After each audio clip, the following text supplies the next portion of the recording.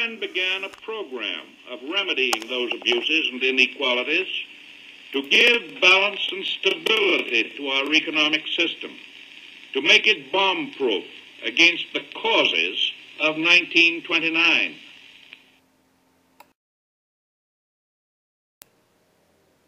The United States and other like-minded nations find themselves directly opposed by a regime with contrary aims and a totally different concept of life.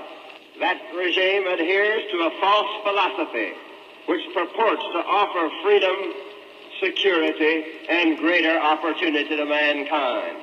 Misled by that philosophy, many peoples have sacrificed their liberties, only to learn to their sorrow that deceit and mockery, poverty and tyranny are their reward. That false philosophy is communism.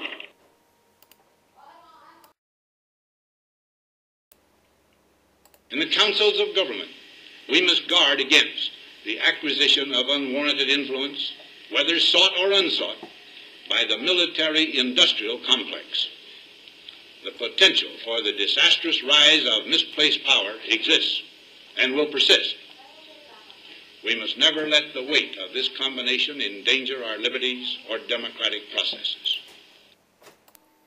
It shall be the policy of this nation to regard any nuclear missile launched from Cuba against any nation in the Western Hemisphere as an attack by the Soviet Union on the United States.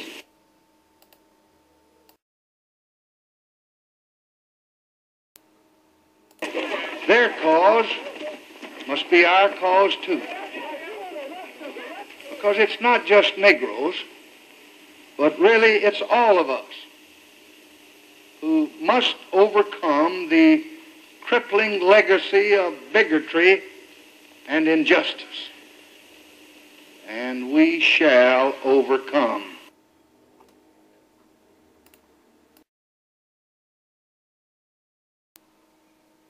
To continue to fight through the months ahead for my personal vindication would almost totally absorb the time and attention of both the President and the Congress in a period when our entire focus should be on the great issues of peace abroad and prosperity without inflation at home.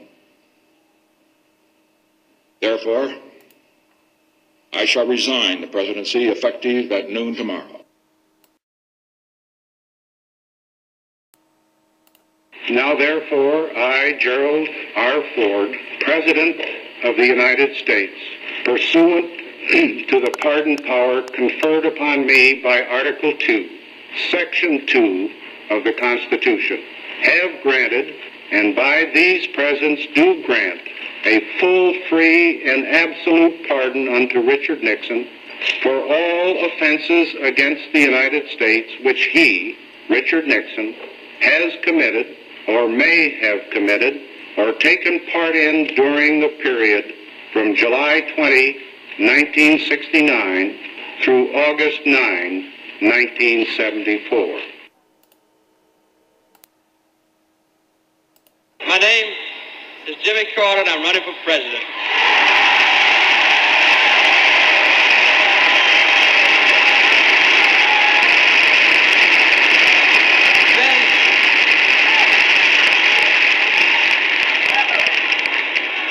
It's been a long time since I said those words the first time.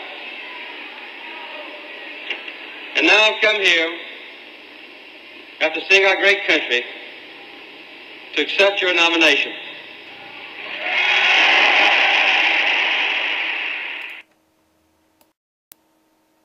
In this present crisis, government is not the solution to our problem. Government is the problem. We gather tonight at a dramatic and deeply promising time in our history and in the history of man on earth. For in the past 12 months, the world has known changes of almost biblical proportions. And even now, months after the failed coup that doomed a failed system, I'm not sure we've absorbed the full impact, the full import of what happened. But communism died this year.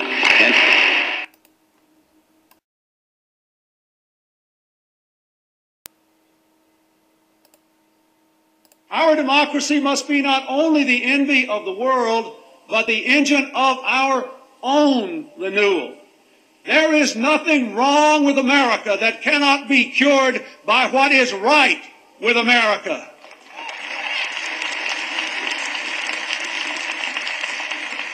And so today we pledge an end to the era of deadlock and drift, and a new season of American renewal has begun.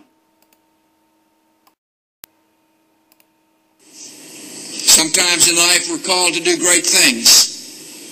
But as a saint of our times has said, every day we are called to do small things with great love. The most important tasks of a democracy are done by everyone. I will live and lead by these principles, to advance my convictions with civility, to pursue the public interest with courage, to speak for greater justice and compassion, to call for responsibility and try to live it as well. In all these ways, I will bring the values of our history to the care of our times.